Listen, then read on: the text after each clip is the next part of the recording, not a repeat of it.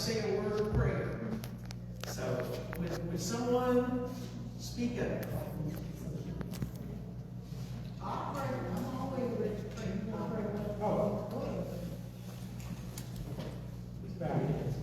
Heavenly Father, we come to you, Father, as humble as we can. Thank you and praise you for this day, Heavenly Father. We just thank you for this gathering, Heavenly Father, that we have the understanding, the knowledge, and the wisdom of all the information that we will receive, Heavenly Father. Continue to bless us, continue to watch over us. We give you the glory, the honor, and all the praises. In Jesus Christ's name I do pray. Amen. Amen. Amen. Okay. Thank you again for everybody coming here. Now, what I'd like to do is just have everyone that's here say their name and their tribal affiliation and their city, and then we'll move to the next person. You know, we don't have time to, get into a lot of detail. So again, I'm Marilyn Mann, President of the Descendants of Freedmen Association, member of the Cherokee Nation, live in Oklahoma City. Ruth Nash, Wallaceville, Oklahoma, part of the board for many years, and everything else. Did you say March? Wallaceville. Council Representative Vienna Osborne Sampson of Cherokee Nation, Vice President of the Descendants of Vice Tribe. I'm also minister. You name it, I've done. Got a lot of hats. I'm also affiliated with Seminole Nation Freedmen. All right. This side or this side? Eli Grayson with African Indians Baseball. That's Creek Citizen? Creek. Lincoln Mitchell, Cherokee with my north side. How are you doing, y'all? Thank you. Cherokee. Thank you. Next row. Thank you. Did you want to introduce yourself, sir? All right. Next person. So I'm Gary Lee. I am Tulsa based, grew up in Tulsa, Cherokee Freedmen. I'm an editor, I'm the executive editor of the Oklahoma Eagle and the newly formed Tulsa Local News Initiative, and stand ready to direct the telling of our story. Thank you very much. Okay, next wall here. Hi, Kara Cowan Watts, and I'm a Cherokee Nation citizen, and I'm representing my company, Cherokee 411, who's making sure that this is covered. Thank you, Councilwoman. Glad to have you. Next. I'm Linda Ann Stokes from Pahuska, Mary Carmen Pearl, and on both sides of my family, we have Black, White, Cherokee, Choctaw, Chickasaw, Creek, and my grandfather was Creek Freedman and Chickasaw Freedman because his mother and father were both. So we have several mixtures in our family. Okay, the next row. Raymond Moreno. My name is Raymond Moreno, from Oklahoma, Creek Freedmen. Thank you, ma'am. Charles Wilkes, Tulsa, Cherokee Freedmen. Thank you.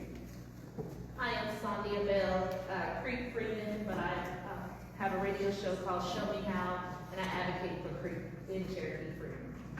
Thank you, ma'am. Ronald William, Chairman of the Muskogee Creek Freedmen Coalition based in Oklahoma. I'm a Creek Freedman. Thank you. At the back. We had a large Cherokee citizen. Janet Thompson, Cherokee. Thank you. All right. I'm Steve Carter from Bell Round Board, and I'm a Cherokee citizen as well. Thank you. I'm Rodney Asbury, Creek Freedman from Tulsa. Thank you. Willard Lindsay, Cherokee Freedman, Texas, from Oklahoma County. So, thank you. Also a board member? Board member, membership chair. All right. Mr. Powell, I think you're next. Don Powell, Cherokee Freedman, Tulsa, Oklahoma. Thank you.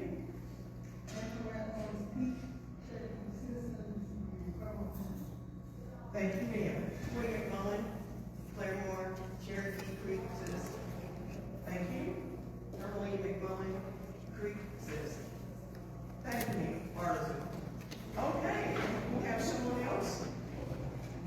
I'm Krista Mullis, Cherokee citizen. I'm a reporter with Non-Doc Media, and I live in Tulsa. Always glad to have a Chris. Okay, I think we've got just about everybody here. Okay. Marilyn, there was somebody skipped. Oh, did we miss somebody? That's okay. Hi, I'm Kelsey Cooper, Cherokee Nation citizen, also Choctaw, and I'm here to support Charles Wilson. Okay, great. Well, I'm not pointing at the people. I'm kind of expecting people to, keep going. So, all right, but apologize if we passed over. Thank you, ma'am. Okay. All right. Well, we're going to go ahead and keep moving here. Now, the Senates of Freedmen Association, we had in 2002 set up as a 501c4 corporation. Because we wanted to have the right to lobby. Anyone can join our organization as an official supporter.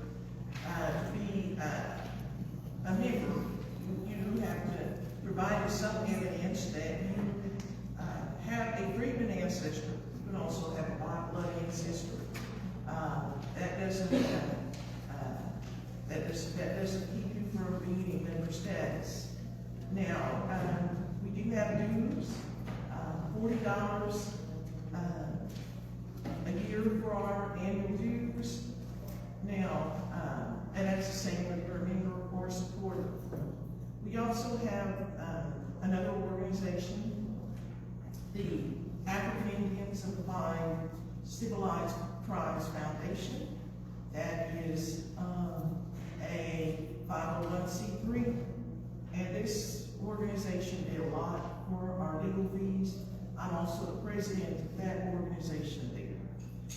Now, if someone would like to join the Descendants organization, we do have applications secured. We have, and you can pay by check, cash, cash out, and I think our money order. Now, but anyway, just continuing on. Oh, I think we have someone that came in that didn't give us their name and their tribal affiliation and the city they live in. Hi, I'm Benita Industrial, so I'm a Cherokee tribe. Thank you so much. And you live in Tulsa. Yes. Yes, we know that. Always glad to see you. All right, well, we're going to continue on here. Now, we always recognize people that are elected officials and persons running for office. And if we can, also some former officials. And we try to give people that are such persons a chance to answer a couple of questions. A lot of times it depends on whether or not, how many people are here. Sometimes we've had 10 people that are running for an office show up. I think it was 2015 when Mr. Baker was running for office again. We had just about everybody running for chief, everybody running for second chief or deputy chief. I think we had about 8 people running for tribal council.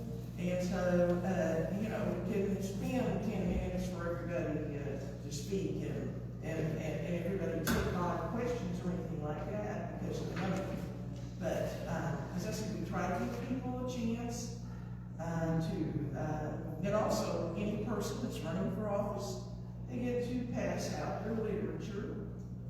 If it's a placard or some such.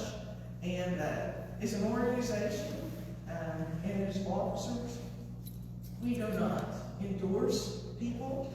Now, certainly if someone asks about some person's voting record, say, as a public official, whether it's tribal or not tribal, or public statements, you see it, we're free to refer to, the newspaper or public forums or the like. But, as I said, we do not endorse people as our positions or as an organization. Now, I know we have at least one person that is running for office here, at least one or two persons that served in public office before. I'm not sure how many that are holding office right now, but how many people right now that are in here that are currently running for an office? Okay. Is there anyone here that is representing someone who's running for an office that say could be here, whether you're your relative or your campaign managers and such? Okay. All right. Well, the person that is running for office right now, would you like to come up here and speak for, say, 5 minutes and take a couple of questions from the audience? Yes, ma'am.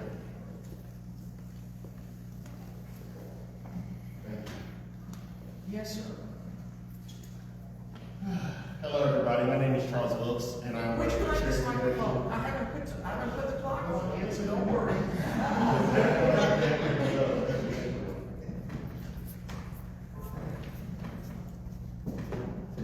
Hello, everyone. My name is Charles Wilkes, and I'm running for Cherokee Nation Council District 5. I want to talk about a few reasons why I'm running. So, in this district, we have some of the most growing population of freedmen, as well as the district as a whole, which is why we split it into two, right? So there's still be District 13, and now we have the new District 5. And the reason why I'm running is because I've had a passion of serving since I was a child. As a baby, I took naps at city council meetings, community meetings, all that type of stuff, because my family had a lot of activists and community organizers. And that knowledge and history was integrated into me, learning my, unique history, as well as, being a Greenwood descendant, as well as, a freedman and all of those things. So I learned a lot of history. And it taught me how serious it is to be in a situation like this right now, right? We haven't had a freedman on the council in over 100 years. And so we have an opportunity to do something we have not been able to do, to have that representation, right? Now, as a blanket, I am going to represent all the citizens of the districts, right? But I also am in a unique position to be able to speak and be at the table to make sure that we are continuing to fight for justice and all the issues that dictate this particular community of North Tulsa. There are a lot of things that we're still working on, we're still pushing for, right? One of my goals is to have more mobile health services, to eventually have a urgent care, and to have more clinics. Right now, we don't have any Cherokee health services in the district, and so we need to make that change. Another one is home ownership and housing.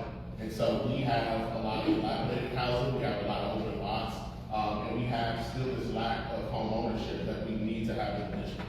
So I intend on creating programs that are going to help change that by helping people to be able to own their homes, to be able to work on these homes, helping to find funding to be able to do that, and by helping do area planning. So my background is I used to be a developer, and so I did that for a few years. So I learned about this particular community because I've built and remodeled houses in it. And so I want to also, going into another thing, jobs and careers. Right now, we have a dying career path of construction. We don't have enough plumbers and electricians and framers and all the other things because that age is dying, right? And there's a lack of diversity still in there when it comes to actually having the certifications, being able to bid on bigger projects and really scaling your business. And so I want to put some energy, some program, I even have some curriculum to help contractors and developers to be able to, be able to learn pro farmers and all the vernacular and all the curriculum, right? To be able to go and get bigger bids, to be able to support their families and be able to apprentice more people to make sure that we're getting a lot more diversity and a lot, more younger people being able to have another career path. And so that's just a couple of the things that I want to do. And I have a long list, and you can check out the website, Wilkes, WILKES, number 4, letter D, number 5, .com. And also Facebook, you can connect through our Wilkes for Cherokee Nation Council District 5 page, where it updates you on what I'm working on, where I am knocking doors daily. I knocked doors this morning before this event, and I'll be knocking doors right after, right? I work hard in this district because I've had a deeply rooted, care for I've served, when I wasn't paying any money for it, I've been able to do it in consulting, and I've just always done that. And I'm gonna continue to do that, and I want the opportunity to do it in this seat, because we can leverage a lot of the resources and connectivity to make sure we're moving this forward for generations. Legacy is on the line when it comes to this race. And so again, I want to say thank you for allowing me to speak. My name is Charles Willis, and I'm running for Cherokee Nation Council District 5. Thank you.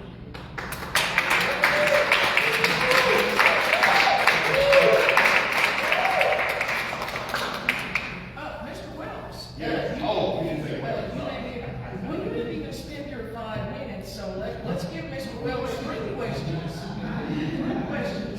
Okay, folks, this is your opportunity to question the candidate. In a lot of community groups, candidates can't speak or take any questions.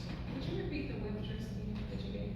You said what? Would you repeat your web address, the one that you gave? The website is, I'll do the letters, WILKES, 4D, 5.com. I have some cards in the back that also has my phone number, my campaign phone number, that like it's my phone, that you're able to talk to me. You know, different citizens are calling you for different issues that they're having right now, that I'm helping and assisting with. And so feel free to reach out. Yes, ma'am. Okay, you were talking about housing, building housing and all that. Yes. So with that, is there gonna be like grocery stores and stuff to accommodate the housing community, instead of having to go clear across the country to? So, okay, I'll give a detailed answer about that. So when you have enough rooftops in a community, right, when you have enough home ownership, when you have enough viability of income and all of that, stores run to those neighborhoods. One of the issues of North Tulsa right now is we don't have enough home ownership, and we don't have enough, income in rooftops. We don't have enough average right now, right? So bigger franchises say there's not enough money to be able to offset me putting a store right here if I feel like this population already supports a store in the area. And so that's been the excuse that multiple franchises have come through and said when looking to put, grocery stores. Now, in my view, looking at neighborhoods that get updated, that housing gets remodeled, that new homes come in, you can see, like, think about Watson right now, right? When we did several subdivisions happen in that area, right? And what happened? Look at the amount of shopping centers that follow the amount of rooftops. That's just fully common. And so, in my view, the first step is we, revitalize the community through housing and through jobs and market, right? And that will bring all the other things that we're talking about. Any other questions? Yes, ma'am. So what kind of data do we have based on the population right now that has applied for housing and not been able to either A, get a house in North Tulsa, or be able to be approved? What kind of steps, measurements are we gonna do? And I don't know if that is in your lane, but does that, you say you're gonna help with housing, how would that help to assure them that A, they either do get a housing, do get subsidized housing, something in the housing market, because we just seen Chief release 1.9 billion towards North Tulsa housing. So how are we going to be able to, is it million? Million, thank you, Eli. How are we going to be able to utilize that funding to make for sure the people who's on the list to be able to get housing? Yes, so that 1 point, you said 1.9. Right? Eli, correct me, it was okay. 1.9 million. Okay, so that was a federal grant, right? And so when a federal grant is written, there's already qualifications given or the plan that's already created for that process. Okay. I don't necessarily know that process right now or what went into those funds, but when the government gives money, it's already earmarked for a grant of what it's going to be spent on. Okay. So I don't know what particularly what happened with that. Okay. But in my thought process of housing, right? And so I'm an organizer and a consultant. And so when I think about, I do research, do an asset map to see who's doing that work already, right? Because it's all about partnership. Cherokee Nation is not going to be able to do this by itself, right? There's only a certain amount of Cherokee citizens in the district, and this is a systematic issue. So we need to instate a system of partnership to be able to combat this issue, right? I would say there probably is a database that has the amount of applicants and that type of thing. Of course, right now I have no connectivity to it. But as a counselor, I would definitely want to check in and see what's going on with there, see if there's a system of why people are not able to do that, and even reach out to some of those people, right? As I've knocked doors, I've connected with some people that have 59, and they've said they're not sure why. And I started asking questions. I'm saying, okay, what's the income level? Do you own this house? Do you outright own this house? Is there a lien on this house? What is the value that's going with this house? Do they feel like them doing that work is not going to uplift or help this house? Does it need to be, demolished and do another house? I'm always thinking about, all the different options, and different people have said different things.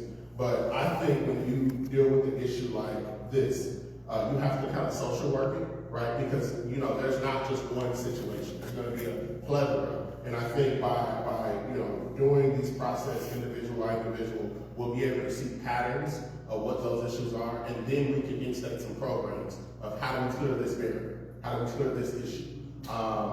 Like I said, I don't know necessarily what it is right now, but in my history, I have been an analyst and advisory evaluation person for different contracts, and so I'll be able to kind of go in and see what the process is. And it won't just be my process, right? I'll be coming back to meetings like this. I'll be having a meeting with community members to say, okay, here's what the data looks like. Here's what the issues are. What do you think we should do? Here's what I think we might be able to do. But here, how do we come to a consensus, right? It's not just going to be Charles solving every problem, right? That's not feasible. No. It's going to be us coming together to solve these problems, right? In the history of what I've seen, we have connectivity issues, right? Yes. There are not that many citizens being able to be involved in what's going on in the nation, to be able to have a voice and have understanding what's going on. A lot of these meetings happen in telephone, right? Everybody's not driving down on Wednesday at noon to go to a telephone meeting, right? We need to be able to have conversations here in our own backyard for the issues that's happening in our own backyard. Right. Thank you so much.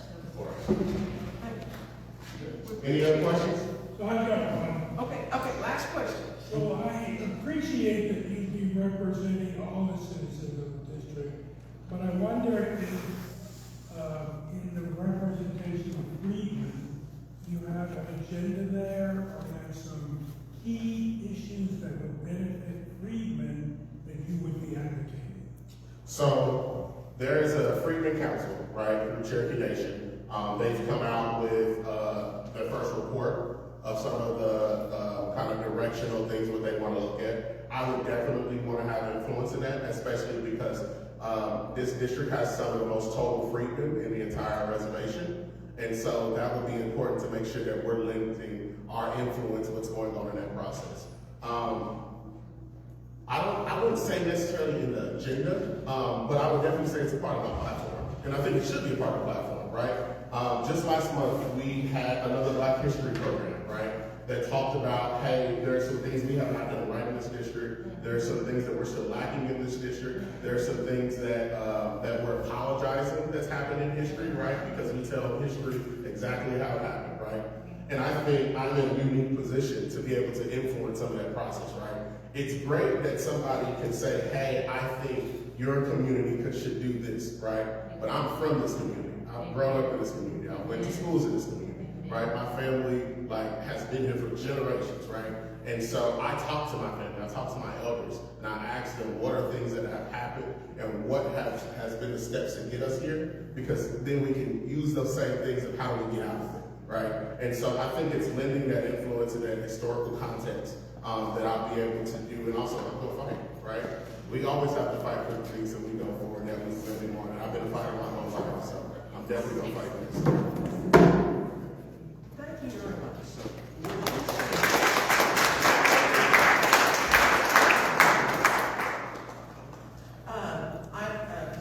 It's my understanding that at least one more candidate will be coming to this meeting. They were not necessarily going to be here right at the beginning, but as I said, we'll try to make that time for whoever arrives here, because we know this is a busy time for anyone running for an office.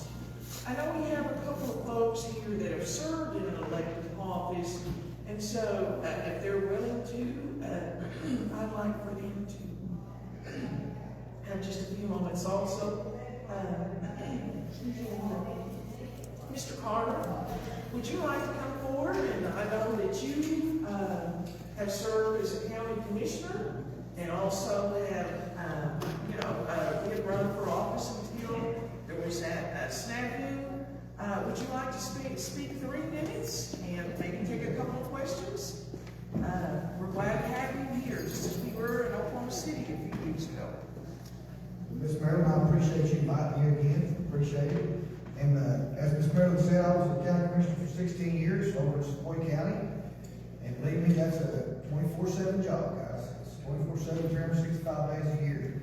And there's a lot of things you can do that, as a county commissioner, which I can speak of that, there's a lot of things you can do that a lot of county commissioners don't do. I used to sit on the steering committee for the nation. I'd go all over the United States once a year. We'd go meet and talk about different stuff. I was in intergovernmental relations and finance.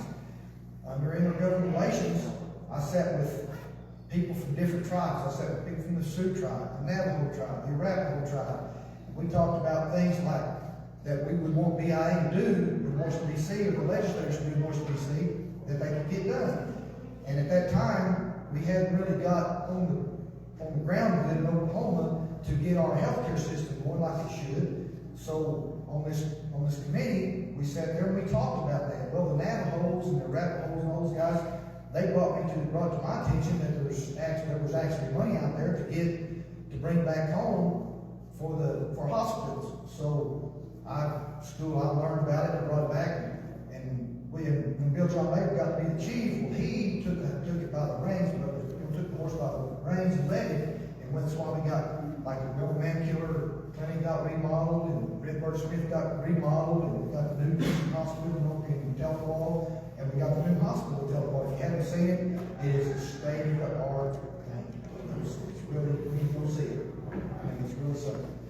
So that's things that as a county commissioner I could do, and I feel like that as a tribal council person, you could do the same thing if you really apply yourself to it. And you don't have, there was a lot of people that was on like the Sioux Nation and the Arapaho Nation, and there's a lot of those people that sat on their councils that were part of this Intergovernmental Relations Finance Committee with me. And that's how I learned about all this. And they were council people for those different nations.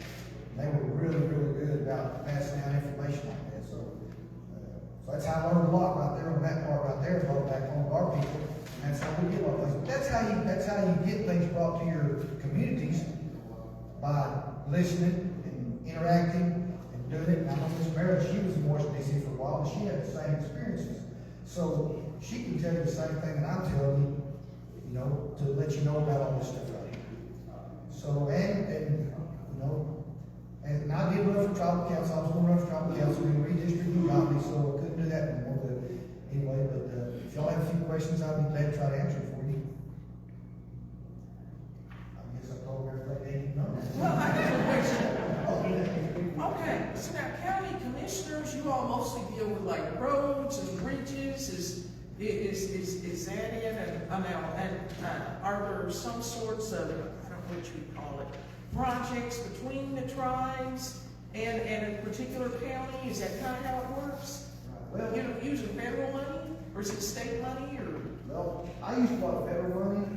I brought in, like I said, I was a pretty aggressive county commissioner, so when I was county commissioner, I actually brought in around $68 million to Savoy County. I brought in different monies from different places, and you can learn about all this once you get there, just like council persons can learn about all this. You can figure out how to leverage that money to bring home to your county or your district or whatever you want to call it there. I brought in $38 million to one project for the state of Oklahoma, up there north of Miami. And that's just stuff you can do, but you gotta leverage it and be willing to go after it. And you can't ever quit. You gotta keep working at it. If somebody says no to this project, you say, well, they said no. Let me see if I can't get over here and do this. And you can get it done, but you gotta be willing to work at it. It's an ongoing situation. It's not all I'm gonna say about it. So. Okay. But now as county commissioner, I did a lot of other stuff too. And I'll tell you this right here. There's a gentleman, I've known this gentleman since he was a kid. Well, back in the 50s, he got arrested for bootlegging. He was 15 years old when he got arrested. Him and his uncle did. Well, he got his uncle, in order for his uncle not to have to go to jail, he took the blame, so they give him 3 years probation. They give him 3 years probation and fined him $300. Well, he came to me, he was 80, he was about 82 years old when he came to see me. He was from a different county, and he said, Steve, he said, I know you. And I said, I need your help. He told me what I need. I said, well, have you talked to your county commissioner in your district, in your county? He said, no. He said, I don't know him. He said, I know you. I said, well, you're asking me to step out way out on a limb that I don't know what I can do this time. I said, but I will check into it and see what I can do. Well, it took a little bit of time, but we got that guy's pardon. 2 years later, he died, of course, but we did get that guy federal pardon. Believe me, that ain't no easy task to get a federal pardon when you go through the Department of Justice up there in Washington, D.C. That's the hardest thing I've ever done, but you can do it. But you have to be willing to step out there and take the bull by the horns, so to speak. So there is things you can do, and as a council person, you can do that too, if you're willing to work it. I believe you can. So. Okay, well, thank you. Thank you.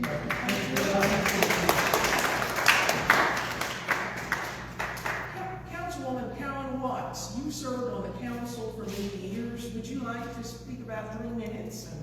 Marilyn, it has been 9 years, right? Or almost 10. So I don't know what I would add to the discussion, but I mean, what would you like me to talk about, Marilyn? Well, you know, if you'd like to talk about anything you did on the council or how the council operates, or it's up to you again. You know, this is, everybody's a volunteer here. Yeah, Marilyn, they've changed all the rules.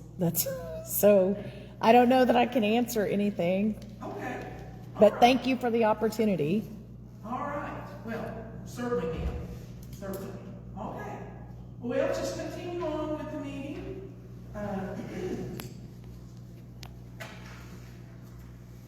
Okay. Now, there is a Cherokee Nation election coming up. I'm hoping that everybody that's a member of the Cherokee tribe is aware of that. And I think most of the people in here are probably in a district that is going to have an election. Myself, I voted in District 11, South Coffeyville Precinct. So I have an election. I have a race. What about you? I think so. I think in June. In June? I think we have. Okay. Okay, Bartlesville area, North Tulsa, certainly. And so make sure that you are registered to vote if you're a member of the Cherokee tribe, 18 and over. If you have children, in-laws, anybody that you're not sure to register, get them a voting registration form. I brought just a few. Mrs. Laurie back there. Oh, and I also want you to have a few words as the lead community leader here, Miss Laurie. She also has brought some voting forms, also some absentee ballot forms. Certainly, if you live in a district, you can go to the precinct. I think some years the precinct here in North Tulsa has been Greenwood Cultural Center. I'm not sure. Oh, is it going to be the library? Yes, the library. Okay, the library. Okay, yes.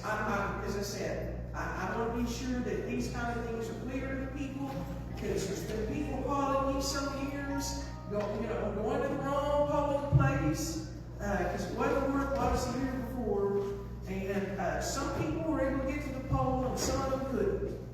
But, and hopefully we don't have that happen to anyone.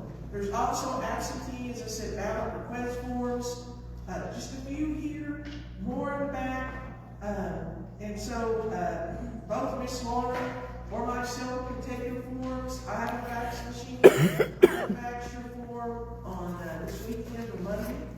I'm sure she can fax the form in for you too. So, so don't let someone, so please don't not vote, because you're not sure of something. One of the reasons we have these meetings is that people, they can get a form. Sometimes they're able to hear a candidate. Usually they're able to hear a candidate, or find out where. But exercise your right to vote. Some of us work hard for these rights to be reinforced. And so it's very important. It's very, very important. Okay, let's see here. A few people are voting, a few people here may be voting at large. Every 2 years is an at-large race. One of the 2 seats comes up. Mr. Kidwell, who's a current councilman, would have been here, but he had to go out of town. There are, I think, maybe 5 or 6 people in that race. I don't think any of the other candidates have held office before. But anyway, as I said, be sure that you know whether you're supposed to vote this time or 2 years from now when the chief's race will be. There will not be a chief race this year because the chief and deputy races are every 4 years. But about half the council races are always up every 2 years. Okay, let's see here. Now, there are also, and we'll go into this maybe just a little bit more, and maybe Mr. Grayson also, that right now the Cherokee Nation is working on some draft legislation to clarify that freedmen are Indians for criminal justice purposes, not just for civil purposes, as in the Mancari case that went to the Supreme Court. Now, that basically says that an Indian is a member of a federal tribe. And so our organization, we have hired a leading law firm to review some of the draft legislation that the Cherokee Nation Attorney General's office is working on. And also there are some other attorneys involved in this. I'm not going to, necessarily give down some names at this point, but we do need, we do need some folks to assist. Everything costs money. Now, if we had who's the money coming in, we would always have lawyers on retainer all the time. We'd always have lobbyists on retainer all the time, instead of lobbyists here, for a few months, and some over there for a few months. So we can do more with a bigger commitment from the people. Ms. Van, can you elaborate on that case that you just said? What was the name, and was he a freedman? What's the statute? Okay, the Mancari case was not dealing with a freedman. It was dealing with, that case really was dealing with whether or not someone was, it actually dealt with Indian preference. And so the courts more or less said that Indians are a political group, not a racial group. An Indian is a member of a federal tribe. I think the background of that case really was whether or not you could have Indian preference at the BIA or at the Indian Health Service. And the courts are more or less saying, well, those areas of the government really just deal with Indian issues specifically. And so this is so it was not a this was not a freedman case. This case I think came out about 1990, the year 2000, something like that. It's nothing new. Mancari? Yeah, Mancari. 1971. 71? Okay, I didn't remember. It's been a long time since I read the case, but it's but that is the case that I'm talking about. Can I explain it a little bit? Yeah. So it was basically. And it looks like Councilman Cameron also wants to say something. Well, Mr. Grayson, go ahead and speak.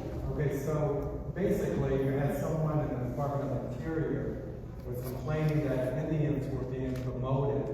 It was a white man being promoted over his white life. And so he sued saying that he was being discriminated racially because it was a racial preference to allow this Native American to have this particular job that he wanted. And he thought he was better qualified. it went to the Supreme Court, a whole bunch of court systems. Eventually, the Supreme Court ruled that, whoa, slow your roll. Indian is a political word. It's not a word that means race. It's a political status. There's no such thing as a Creek race, or a Creek Nation, which is a political status. A Cherokee Nation, a political status. So you're dealing with people's nationalities, not their racial status, okay? So basically it's summed up that an Indian is a citizen of a federally recognized tribe. And these people were being appointed based on a political decision, not a racial decision like that. Like the North American Indian race or the whatever versus the Caucasian race or whatever. They had nothing to do with it. The reason they were being promoted in the BIA or Department of Interiors was because of a political reason. And it helps the freedmen in one sense that the court, for the first time in U.S. history, defined who is an Indian in the United States. I'll give you an example. Most Mexican people you meet daily here in Tulsa that have immigrated here, born here, whatever, they are indigenous people. Most of them. Okay, but they're not Cherokee. They're not Creek. They're not Osage. Those are political status. But that has nothing. Does he need this? We can hear. Okay. They said they can hear some mic. She can't hear. So understanding that you meet a lot of indigenous people in the U.S., but they're not members of federally recognized tribes. So they don't meet the definition.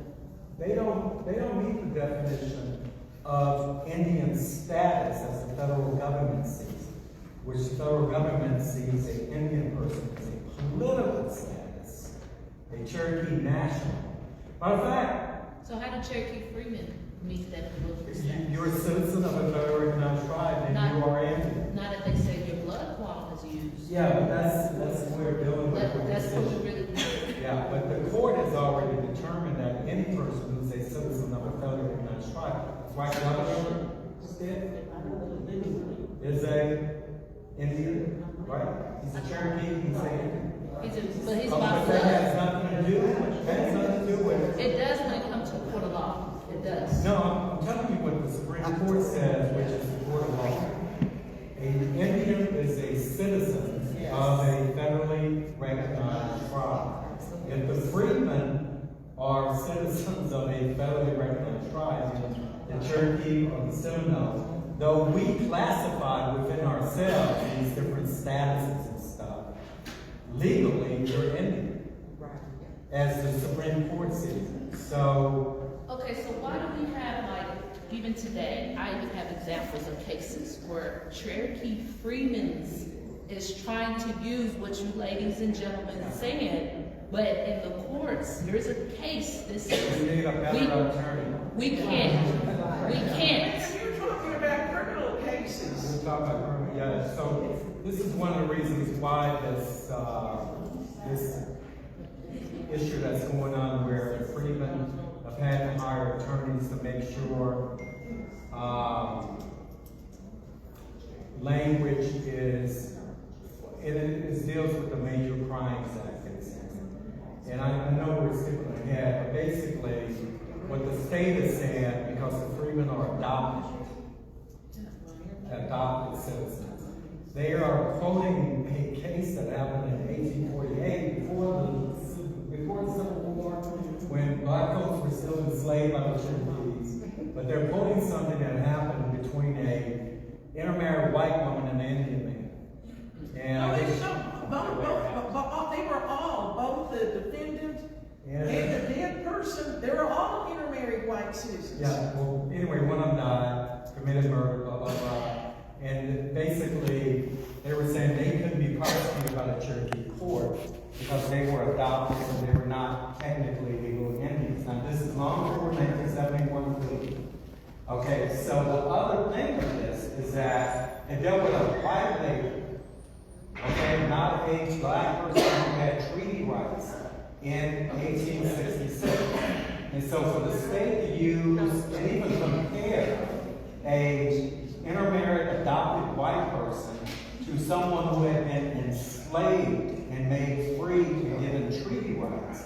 I keep telling y'all this. You got to read the treaty carefully for this reason. I mean, but you can tell us when our kids go to court gets prosecuted. Let me finish my thought. I don't like it. Let Mr. Carson speak, please.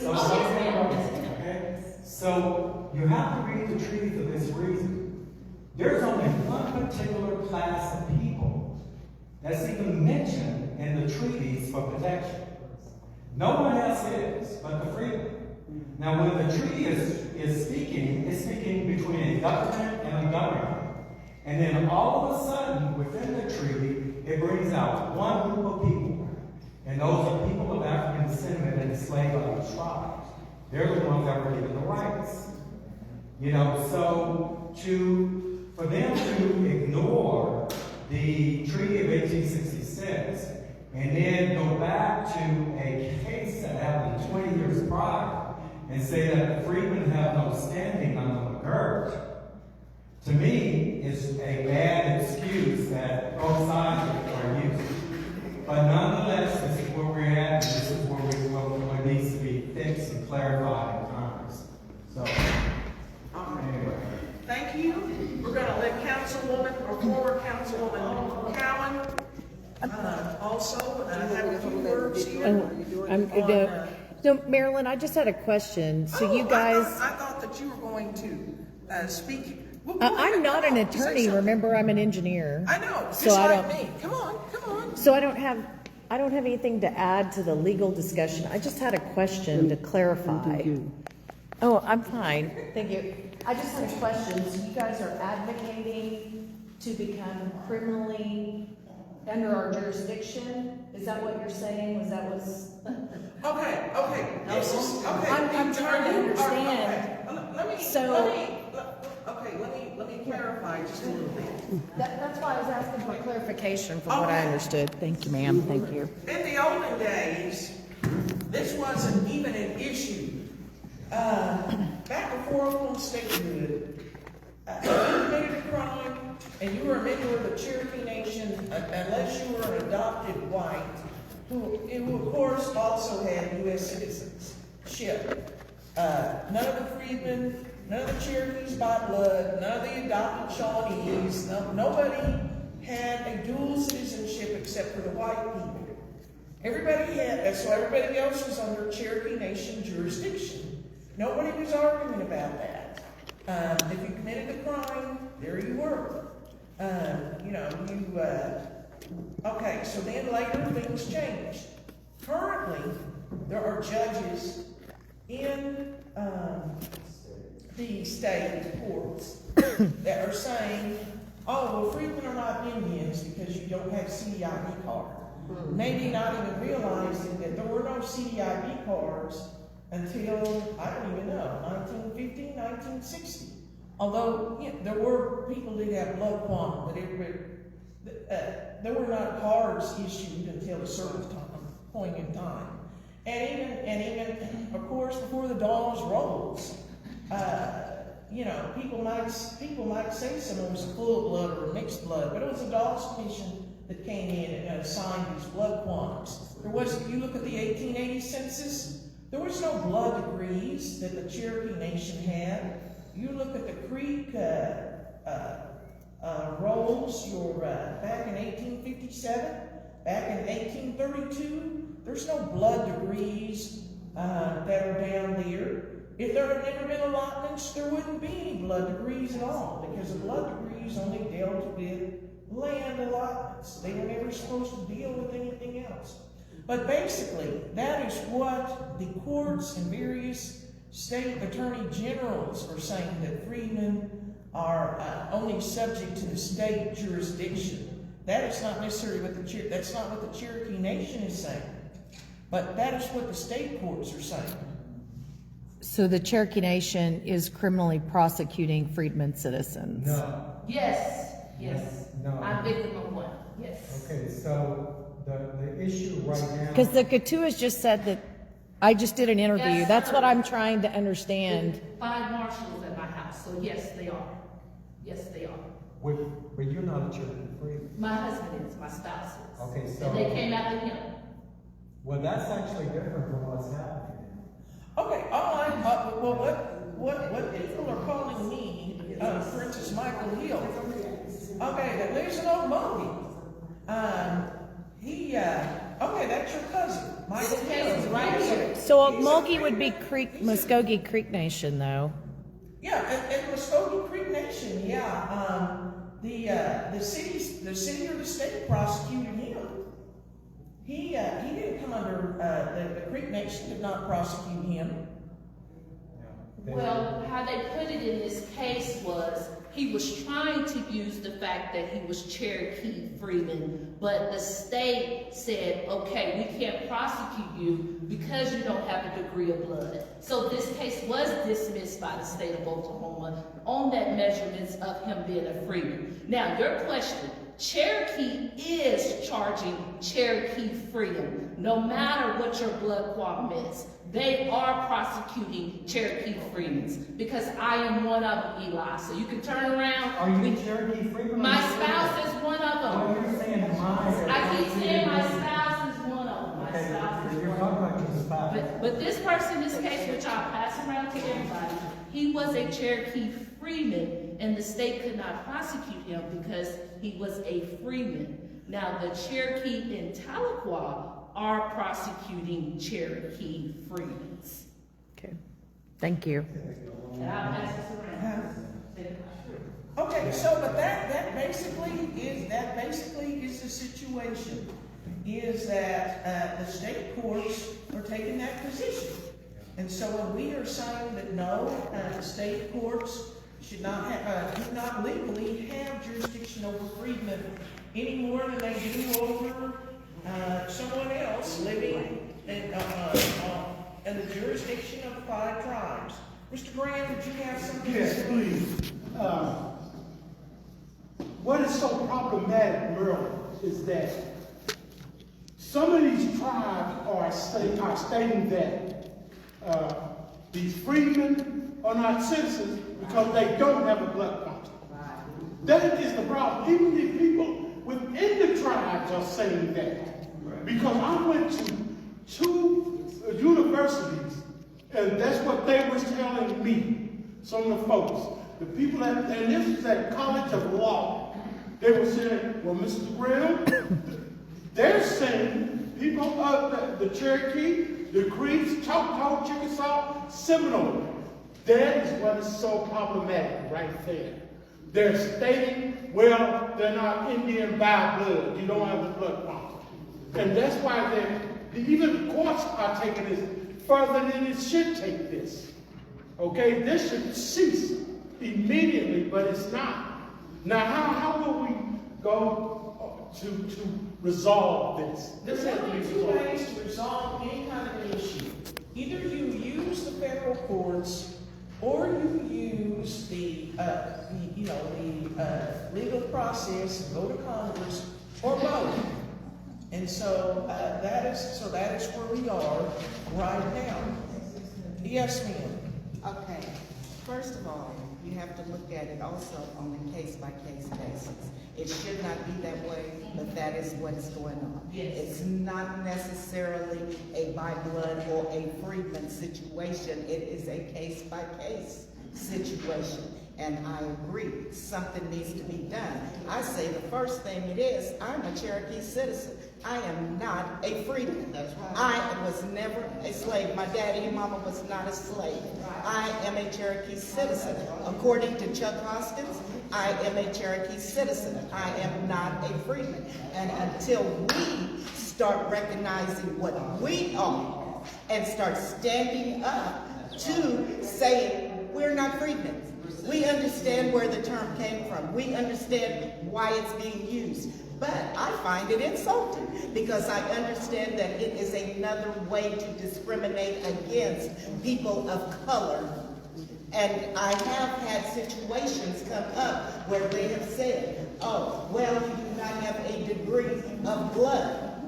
Well, if you want to take it there, let's take it to court. Because when you take it to court, you're going to find out that from Stitt all the way down to Chuck Hoskins may not have a degree of blood, what they're calling Indian blood. Now, so I say we need to... Your situation that you said, that you were discriminated against... I'm not saying me. I said that there are situations. Oh, there are others. Okay, yeah. There are others. But once I bring into play that you do not have to have a degree of blood for whatever that situation is, they change their tone. So we need to know who we are, and we need to stand up for our rights, because we do not have to have a degree of blood to be a citizen.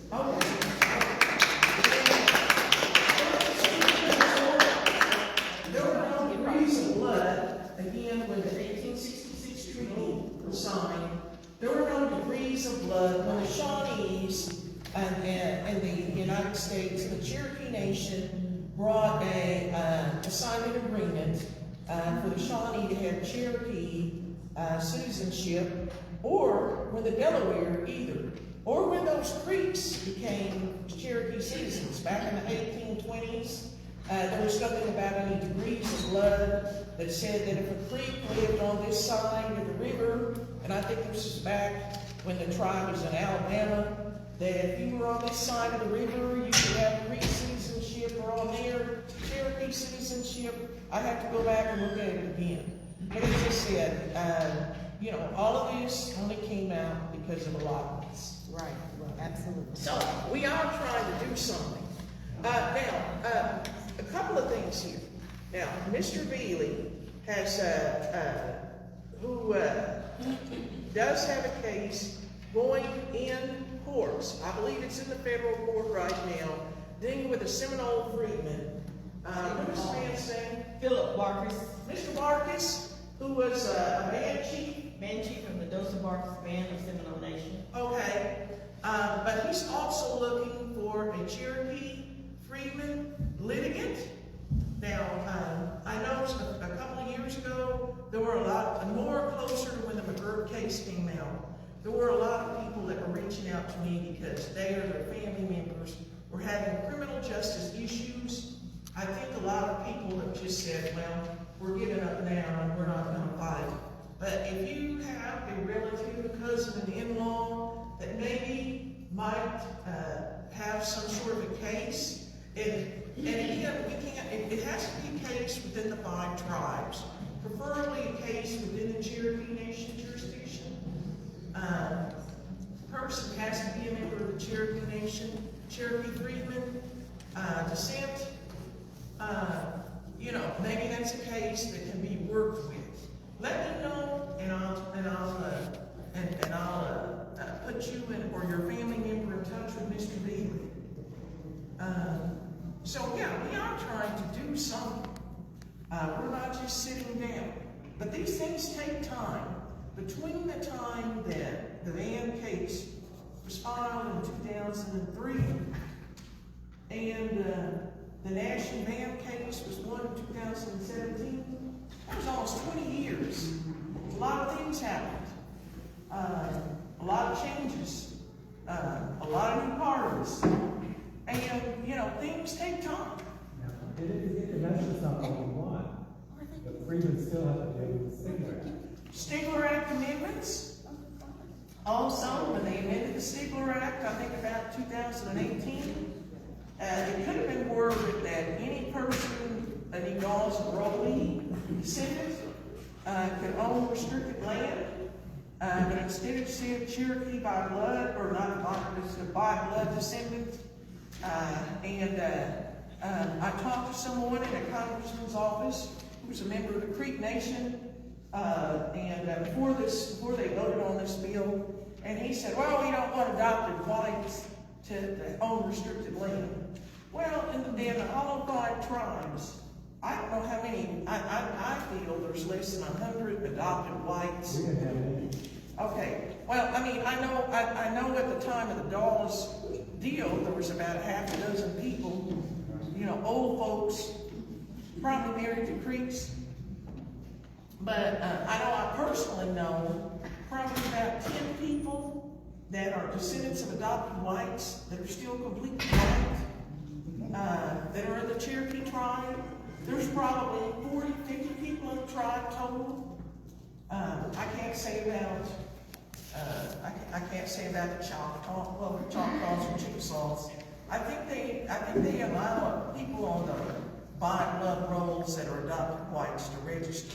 There are a lot of them that are Choctaw whites and Chickasaw whites who received 320 acre land. Right, like Alfalfa, Bill Murray. There are few adopted whites in the Creek Nation. There was like 2 or 3 witnesses that then. But the point of it is that there's still some holes in acts of Congress that allow the freedmen of all 5 tribes to slip through the hole and be ignored. And both the state can use it as an excuse, and unfortunately tribal leaders use it as an excuse. You know, the Stigler Act that was amended back in 2018, we were kind of saying, well, what about freedmen? We're going to amend this act to allow white Indians who are less than 1/2 to inherit restricted land, but the freedmen have just the same amount of land on the countryside than they do, and yet their land still remain in fee and not, go into restrictions. So there's some unfair things that are happening that it's okay for you to be enrolled, but when it comes to the bigger picture of some of the bigger benefits for being a tribal member, you are discriminated against because of blood numbers that may or may not be legal, but nonetheless they're being used. I agree with her about the freedmen at some point, maybe it's not now, but at some descendants. And I've said this for years, that there are no living freedmen. I grew up in Mississippi. The Freedmen Bureau was closed in the 1930s there. So, but the treaties does make something clear that the freedmen descendants can't forget. The treaties say, and their descendants. And that's why you can have citizenship today. And so if you forget where you come from, it's like now. This is the interesting thing about the freedmen story, the descendant story, and the whole history of it. The tribes were able to get away with disenrolling you because people forgot their history. Right. When Marylanders first started fighting this, I used to hear people say, well, they're just state Negroes from Arkansas. That's what was being said. Well, that's what Chief Smith went from place to place and said that the ancestors of freedmen were squatters. Who came in from Arkansas and squatted on the tribe's lands, and somehow the federal government gave us our ancestors' allotments. So a lot of people sound bothered. What are our rights, like as far as like freedom? So the treaty is clear, and to be treated the same as the Indians. That's what the treaty says. So whatever, if a by blood member, I keep saying this, there's the Cherokee, and there are 2 classifications that are listed on the roll, but nonetheless, they're Cherokee. In the Creek Nation, there are Creeks with 2 classifications. Both the Creek Freedmen and the Creek by blood, and those other 2 classifications, got 106 acres of land right next to each other. Right next to it. There was no segregated areas in our reservation that the freedmen couldn't have an allotment, or the Indians couldn't, by blood members couldn't have an allotment. But it is important to teach young people who are enrolling that you're a descendant, and what are you a descendant of? And why does the treaty protect you as a particular class of people based on a horrific history up until 1866? And so that shouldn't be forgotten because it was forgotten after statehood. And one of the things, and I told the chief this, I think it's very strange that the state and some of your tribal attorneys are saying you can't prosecute the Cherokee Freedmen and use your legal system in a criminal situation. Yet it was done under the statehood. It It didn't stop in 1885 when the Age of Crimes Act was passed. It went all the way up into statehood. One of Maryland's partners in her litigation, Sam Ford, his grandfather was prosecuted by the Cherokee Nation. So with a clear case. So to me, it's being used as an excuse of, well, and I'm going to say this. We talk about it. Let's just be honest. There's no new judges. There's no expansion of districts of the courts like it used to be prior to the statehood. Creek Nation had 5 judicial districts in our reservation prior to statehood. They still got the same one, just one since 1978. And they have not expanded after statehood. There's nothing been done to expand it. And there are going to be challenges to McGirt that's probably going to be coming up within a year because the Supreme Court is very different from the Supreme Court just a few years back. There's a 6-3 pick. And you got to remember McGirt was one of the 5-4. And yes, those 2 Democrats, well, one Democrat is dead and the other one is no longer on the court. And they were replaced by very conservative people that may not necessarily believe in Indian sovereignty. So there may be a reversal of that, So I tell you and this is where I keep saying, what rights do the freedmen have? They have the same rights as the Indians. By blood members, because you're both Indians. So what I'm saying is that if the by blood member got a headache in D.C., you can guarantee me that the freedmen got a headache, the descendants got a headache in D.C. Because at the end of the day, the Trump administration, the federal government, no matter what administration it is, they're looking at the tribe. They're not looking at Joe Moe that lives on Greenwood and Archie individually. They're looking at the tribe as a whole. Remember what Merrick Garland said, as an appellate court judge, the tribe treated away their right to discriminate against the freedmen. Right. The tribe did? Yeah. That is what Mr. Garland said. So do we not think we're still not doing it? No, that's just it. I mean, look at Mississippi. Look at Oklahoma. But look at the fact right that now, you may Cherokee have Nation. rights doesn't mean necessarily you're going to get them if you don't fight for them. You had a right to be enrolled before Maryland banned you when that lawsuit. Nonetheless, she had to fight for it along with everybody else in this room to get that right, because there's someone who think they're entitled to keep their sovereign foot on your neck. I'll be honest with you. This is the thing. There's always somebody else that thinks they're the better end. Even in my tribe, there is something that's going on now that has nothing to do with the freedmen, but it's dealing with 2 black folks that happen to be Creek by blood. One is in a grave over in Old Lake across from Walmart. A little 22-year-old kid who was killed by a drunk woman who happened to be a black Creek. This kid was a black Creek. When the light horse went out and saw an accident with the state police, they left because they just saw 2 black folks having an accident. They both happened to be tribal members. And when the state turned the case over to the tribe, they did nothing about it. So this woman has literally got away with murder. So it's just not the freedmen. There's a racist problem. Even in the Muscogee Creek Nation, there's 110,000 tribal members. Less than 97% are less than a quart of blood. 97% are less than a quart of blood. But in our Constitution, you have to be a quart of blood to run for office. And the majority of the people over a quart of blood are elders. They have no interest in running for office or getting ahead of some Indian appointments. So you end up with a very minority group of people who can run for office in our tribe. And they're running everything. And yet the majority of tribal members, though they're Creek citizens, they're entitled to all the ifs and that and all the monies and whatever entitlements, except they can't run for office. And that's right now a by blood issue. Yeah, so I hear her frustration. Yeah. Over the burden.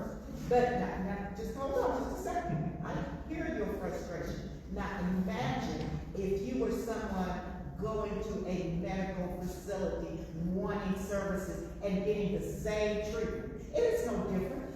It is exactly So this different. is- So it's happening all the So way this is around. what happened.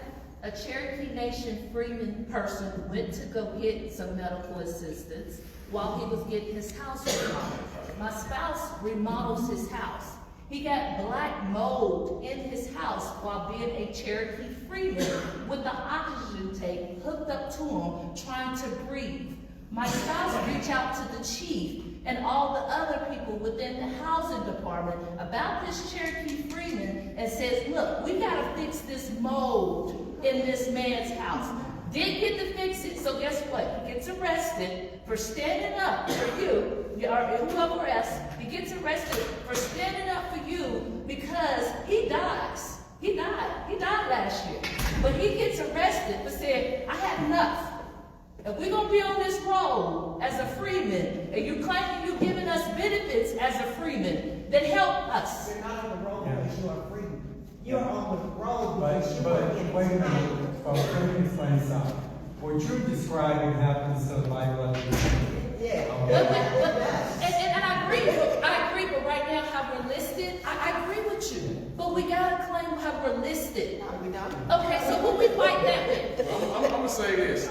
You know, I lived it, I saw it, I worked with them, so I know exactly how these people operate. Yeah. Seriously, like, okay, how can I go put 80 grand in a person's house in Wausau? They got a brand new house 5 years old, he won't go guttering, and they have no problem with it. Here we go out north, and God dies in his house, they won't even put AC in his house. Yeah, so let me explain something. And they're supposed to get the same treatment. What you're describing, I'm from a tribe where there are only by blood members of growth. Right.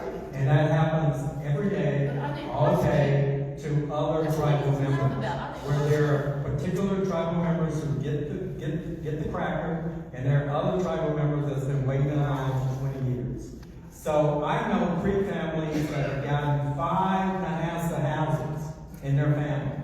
And then I know some tribal members, not other people, who have been waiting in line for more than 10 years. Yes. So sometimes it's not necessarily about they just won't do it for the freedman because I'm a freedman. The reality is you gotta see this Nahasa thing. You got a certain pie, that's it. And that pie may be $1 million, and this is all they get.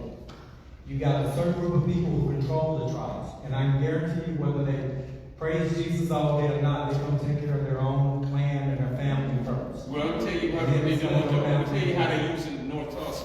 So if you look at their yield, they asking North Tulsa for 128 million. So they saying they're gonna put 128 million in North Tulsa. Guess what? North Tulsa don't get 128 million. They barely get 10,000 in their homes when they sit up here putting 80 grand in these homes in Claremore and Owasso. But they begging for 128 million here. Right. Using our numbers. So what I'm saying to you, you can go to where Telemark is, and you can have the same conversation with a bunch of full bloods in the room, with a bunch of mixed white Cherokees in the room, and you can have that same conversation because I've sat in these meetings for years with no freedmen around. These are by blood members of these tribes complaining about who gets the pie and who doesn't get the pie. But it's better. Okay, if you in line to get the pie, you gotta be obligated to get the same thing these people get out of Owasso and Claremore. That's what you gotta fight for. Okay, but when you fight for it, what you do? I've never been to jail in my life. Hey, I went to jail because we spoke up for it. Applied for a loan when Cherokee Nation. I applied for a loan in Not the state of Oklahoma. I applied for a loan when COVID came because I applied for this loan in 2020 and they said I changed my name on the deed and I still got denied for the loan. And I asked them why did I get denied for the loan? They never came up with an answer. So we spoke up for this. They trying to come up with everything. Is that a civil case or? Yeah. That's a criminal. Cherokee Nation. Yes, and I got it. And listen, I got it recorded. So when they did this, because she had a meeting with the chief. Now she had a meeting with the chief. 4 years later, they come back. They try to come with all these attempt to commit fraud. They said I changed my name off of deed. They got denied for a loan. They didn't even get the loan. But the problem is, I stood up. Like I said, it's been happening. It's been happening. Yes, it has been happening. It still is happening. But when you stand up, what do we say? Sonia, sit down. That been happening. No, We stand up together and say, enough is enough. We can't just keep saying, this is what happens in... We've been standing up since we first filed this lawsuit. I agree. Well, who's going to jail? Oh, I'm gonna stand what's right. Right. If I have to go to jail, I have to go to jail. The thing But is I'm gonna hear the full story. The thing about them is, if you got insight on them, and you stand up and they know you got it, and you put something on social media, like she did, I don't fool with social media, but like she did, hey, listen, you gonna go to jail for it. You gonna pay for it. Folks, okay, we're going to, I just want to say here, we're going to have to work together. Right. And now, and understand this. Now, when it comes to tribal housing or other areas, that there's always going to be some dissension because, yeah, it's true that whoever the housing authority is, they're going to, you know, have some friends and relatives who are going to get housing first. Some people on the council, you know, they're going to have some friends and relatives who are going to get top priority. Now, everything is not always about somebody's vote. Sometimes there's going to be people who are holding office that, yes, they're going to be opposed to Freedmen. I know there was a guy that was running terror, and he was opposed to Freedmen. I know I even had talked to the chief about this, and he said that that person was not in that position anymore. They left. But anyway, I do know so far as like medical issues, when someone's come to me and said that they couldn't get services at such a clinic because they didn't support Freedmen, that Mr. Hoskin or the chief of staff or someone has made a call or went over there and they've got it straightened out. There are the Indian Health Service under Mr. Baker. They sent out letters, you know, telling all chiefs, all tribes that members of the Cherokee Nation were full citizens and were entitled to Indian Health Services. A couple of years ago, that 2021, you know, this was after repeated trips by myself and Councilwoman Sampson up to IHS with a lot of press publicity. I think we also went to IHS time, maybe. They finally sent a letter out to all tribes, Seminole Freedmen are full citizens and / tribal members and are to be treated at all the clinics. These things took time. It took a lot of time to get that letter to come out from IHS. So it's going to take some time before some of these issues get resolved. Oh, now go ahead, Mr. Grayson. In saying that, you know, I served as the president of the California Minnesota Creek Association for 13 years. And there was a time we lived outside the boundaries. This was before the use of reservation term was being used. You lived outside the boundaries. You got very little services, though your numbers were being counted for federal dollars and blah, blah, blah. And it took us for years. So how we dealt with that, we voted people out and put the people in, and eventually made a change. There are a lot of, the problem though with racism is that it's not erased. No matter what you do, you're gonna get somebody going to hate somebody else. This is gonna be like that. And you can look at these cases, the Freedmen cases, prior to Civil War, the enslaved African cases, on and on and on, where black folks had to fight in these tribes. And just because we're in 2025, it doesn't change. Your citizenship is still going to be used as a political football and as a wedged issue to get some people's vote and to turn other people actually away. Just because they won this case back in 2017 didn't mean it was over. There's a whole lot of loopholes in it. And then there's a whole lot of people that are still entrenched in these systems that are causing problems. And sometimes it just takes a first-class funeral to get rid of something, because they're gonna be there so they die. You know, unfortunately, a lot, you know, God, my goodness, I think about, Ron knows this. There are so many people 20 years ago, but I had no gray and hair on my head, that are no longer here today. They were still fighting at that point. They've been around a long time fighting. You know, and then the people today are seeing the benefits of what they prayed and begged for and fought and got out there on the picket lines in Washington, D.C. for. They're done. And so, sure, the Cherokee Freedmen have their citizenship. Creek Freedmen? I would have bet that the Creek Freedmen would have their citizenship before the Cherokees.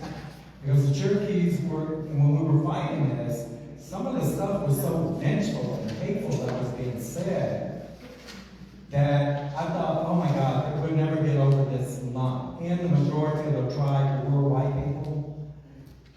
And yet it's still going on in the Creek Nation. You know, yet it's still going on in the Choctaw Nation. You know, we forget that the Choctaw Freedmen were enrolled in 1982. This is after what happened in 1957. This is back to our history. What happened in 1957 with the Choctaw Nation? They were paid a claim out of the Court of Claims for the last amount of monies that they received for freeing their enslaved Africans. And less than 30 years later, they kicked the black folks out in the Choctaw Nation. The very ones that they got paid. And so that issue is still going on. It's still going on in the Chickasaw Nation. You know, so the Cherokees are ahead, and the Seminoles won their case back in 1988. And ever since then, every year it gets worse for them. Every year they have to fight even harder, you know, to get their rights. The other can talk about that. Anyway, this June, happened to be the 13th and 14th. Everybody remembers what June 14th is, if you're particularly Creek. June 14th is the anniversary of the Creek Treaty of 1866. This year, Juneteenth's been celebrated the weekend of the 13th and 14th in Tulsa. It also happened to be the weekend we're doing a Freedmen conference called the Freedmen Journey Through Indian Territory at the 36th Street North Event Center. And it's going to be 2 days. We've got people from Washington, D.C., Congress members, on and on, that's going to be attending that conference. We're going to have a lot of panels going on. We're going to be deep diving into issues like this because the journey is still going on. Believe me, we knew when Maryland won that case in 2017, the fight was just starting.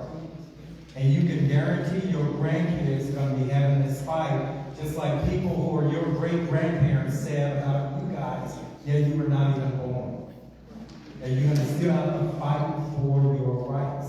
Even being black in America, you have to fight for your rights. Just because emancipation happened in 1862 didn't mean everything. It's a still ongoing fight with the black struggle in America itself, as well as Indian people. You know, so just kind of know that even though there are laws on the books that say certain things, sometimes they're just not handed out. They're just not, that book isn't pulled off the shelf.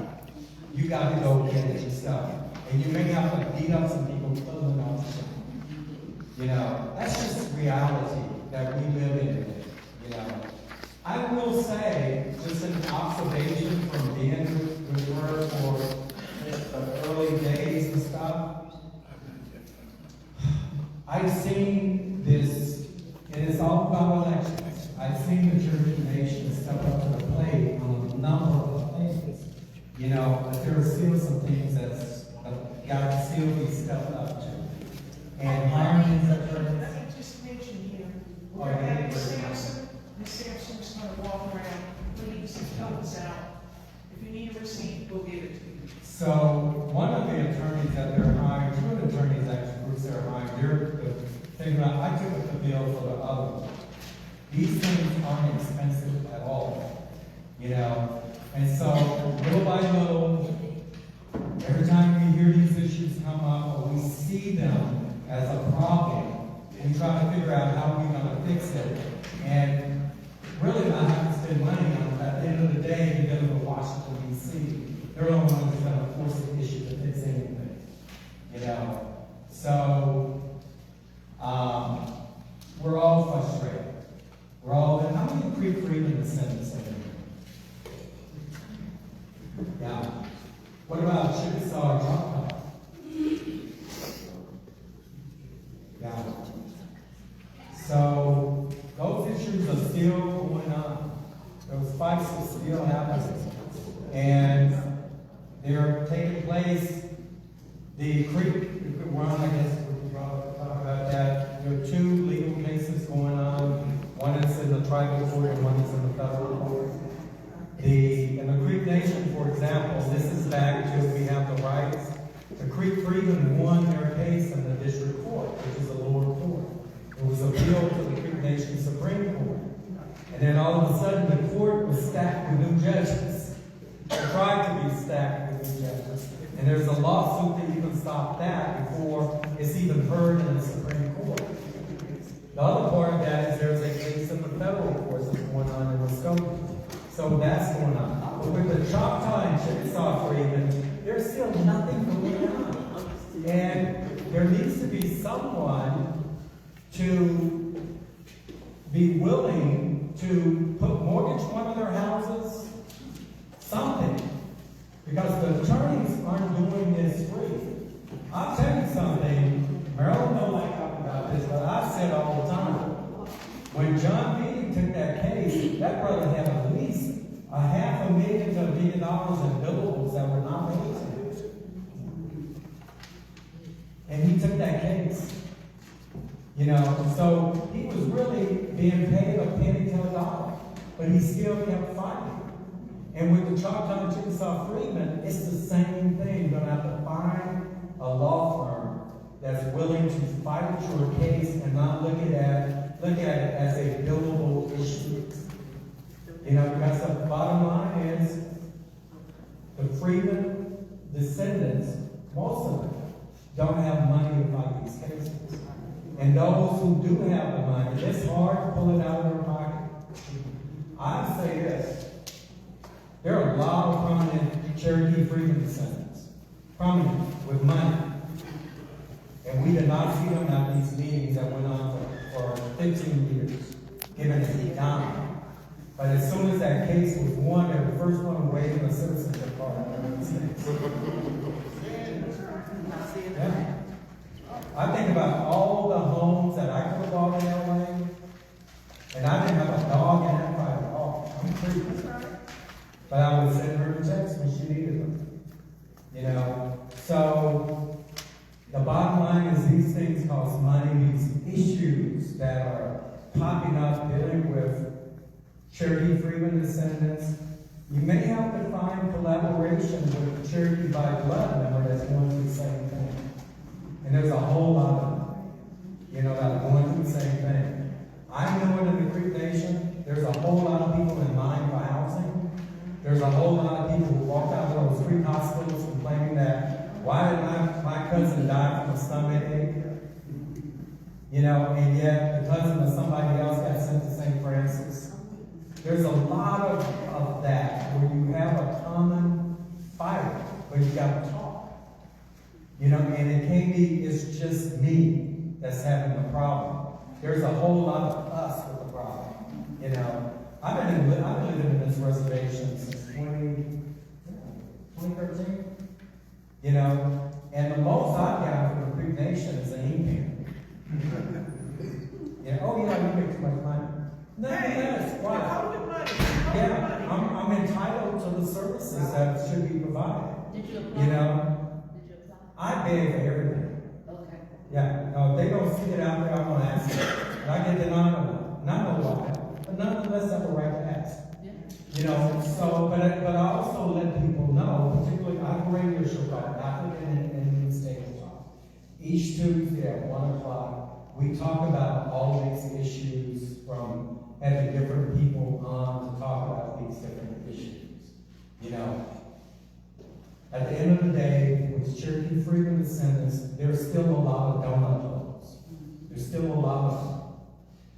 And underlying that, you still have what's going to be for the next probably 500 years or something, somebody deciding to hate you because you're just black or have African ancestry. You know, that's a reality. So how do you deal with that?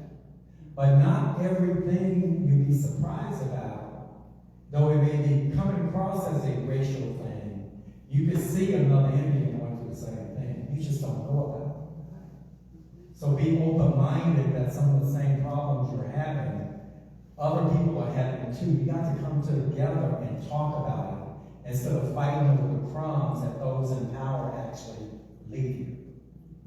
Because they take the big bucks. You know, so anyway, I hope you guys are able to come out. Matter of fact, I'm looking for volunteers for June's meeting, which is to be up here at the 36th Street North Event Center.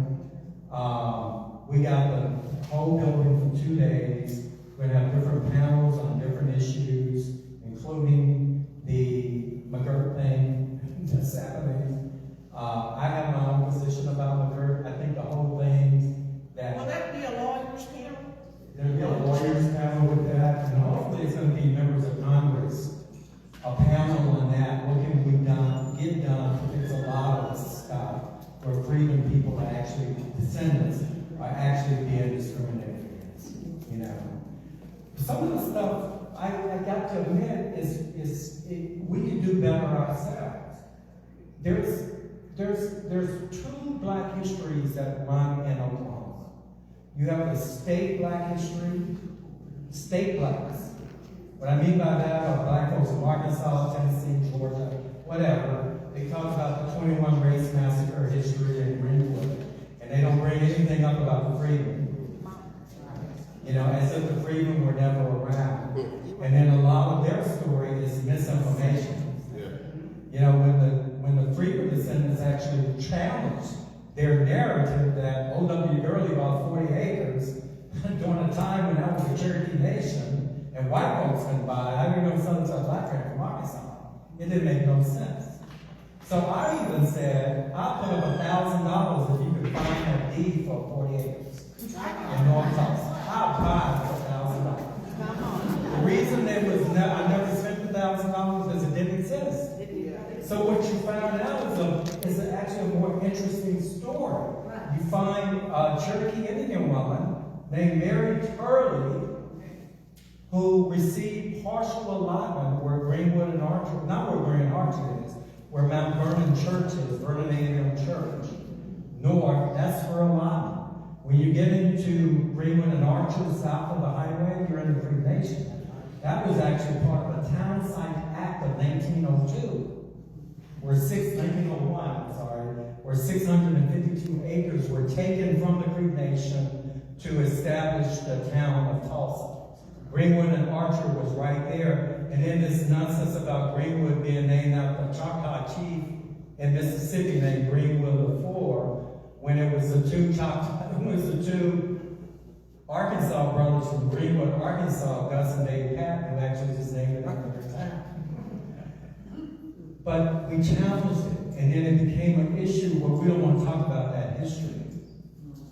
You know, this is Women's History Month, right? Yes. Let's talk about this. This is interesting. There are two classes of people who receive the allotments, male and female. And this is across the state because the Oklahoma Territory Indians received allotments and just got them first. And then in the Indian Territory, the 5 tribes allotments happened later because we sued them in court to stop it. But half the population of these tribes, so there were 5 tribes of the Plains tribes, were female who received allotments. So you can imagine that statehood, Oklahoma statehood in 1807, the first deeds recorded in this state went to women. The concentration of land ownership by women in America was white. They weren't white people. They were brown women and black women. Brown and black in the eastern part of the state because of the Freedmen classification. And over in Oklahoma Territory, these were Indians who females you could see. But half the state, the land was all about women, no right to vote. No right to vote. And yet the new state constitution, the new people running the state, the new governor, the